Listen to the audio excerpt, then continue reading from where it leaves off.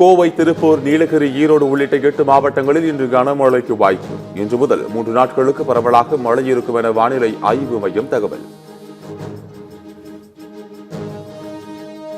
உதகை அரசு மருத்துவமனை பொதுமக்களிடம் நல்ல வரவேற்பை பெற்றுள்ளது. மருத்துவமனையில் ஆய்வு செய்த பின்னர் முதலமைச்சர் ஸ்டாலின் பேட்டி.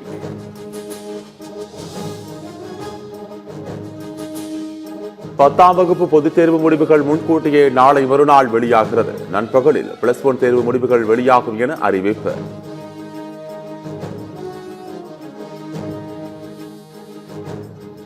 ஆகம கோவில்கள், ஆகமம் அல்லாத கோவில்களை கண்டறிய வேண்டும். சென்னை உயர்நீதிமன்றம் நியமித்த குழுவுக்கு 3 மாதம் அவகாசம் அளித்து உச்சநீதிமன்றம் ஆணை.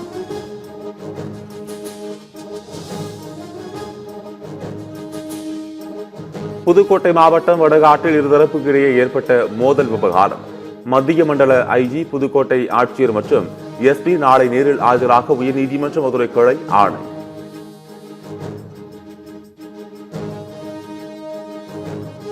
குடியரசுத் தலைவர் திரௌபதி முர்முவுடன் முப்படைகளின் தலைமை தளபதி அனில் சௌகான் சந்திப்பு. ஆபரேஷன் சிந்தூரை வெற்றிகரமாக முடித்ததற்கு முப்படைகளுக்கு பாராட்டு. ஜம்மு காஷ்மீரின் சோபியான் மாவட்டத்தில் உள்ள சுக்ரு பகுதியில் இருந்து ஆயுத குவியல் கண்டுபிடிப்பு. துப்பாக்கிகள், கையெறி குண்டுகள் உள்ளிட்ட பயங்கர ஆயுதங்கள் பறிமுதல். சீனாவை தொடர்ந்து துருக்கியின் சமூக ஊடக கணக்குகளை முடக்கியது மத்திய அரசு. பாகிஸ்தானுடனான மோதலில் இந்தியாவுக்கு எதிராக கருத்துக்களை பரப்பி வந்த நிலையில் நடவடிக்கை. எல்லை தாண்டி சென்றதாக பாகிஸ்தான் வீரர்களால் பிடிக்கப்பட்ட பாதுகாப்பு வீரர் ஒப்படைப்பு. 20 நாட்களுக்கு பின் இந்திய ராணுவத்தினரும் ஒப்படைக்கப்பட்டார்.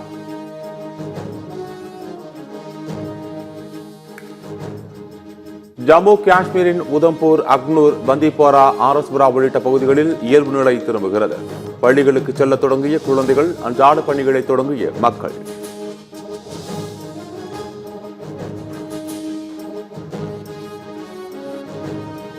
இந்திய வெளியுறவுத்துறை அமைச்சர் ஜெய்சங்கரின் பாதுகாப்பு அதிகரிப்பு. குண்டு துளைக்காத புதிய வாகனத்தை வழங்கியது உள்துறை அமைச்சகம்.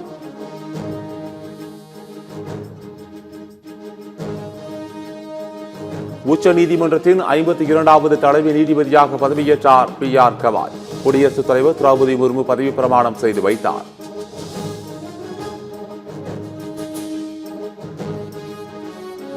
புதிய கல்விக் கொள்கை மூலம் கலை கல்லூரிகளிலும் நுழைவுத் தேர்வை கொண்டுவர மத்திய அரசு முயற்சி. கல்லூரி கனவு திட்டத்தை தொடங்கி வைத்த துணை முதலமைச்சர் உதயநிதி குற்றச்சாட்டு.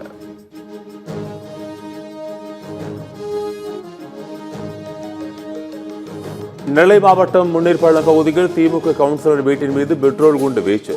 இருசக்கர வாகனத்தில் வந்து குண்டு வீசிய 4 பேருக்கு போலீசார் வலை.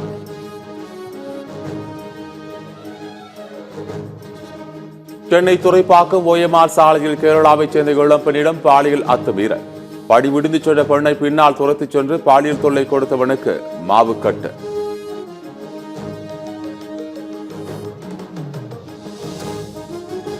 சேலம் மாவட்டம் ஏற்காட்டில் 48வது கோடை விழா 23ஆம் தேதி தொடங்கும். வருகின்ற 23ஆம் தேதி துவங்கி 29ஆம் தேதி வரை 7 நாட்கள் நடைபெறும் என சுற்றுலாத்துறை அமைச்சர் ராஜேந்திரன் அறிவிப்பு. 10 ஆண்டுகளுக்கு பின் லோகோவை மாற்றியது கூகுள் நிறுவனம்.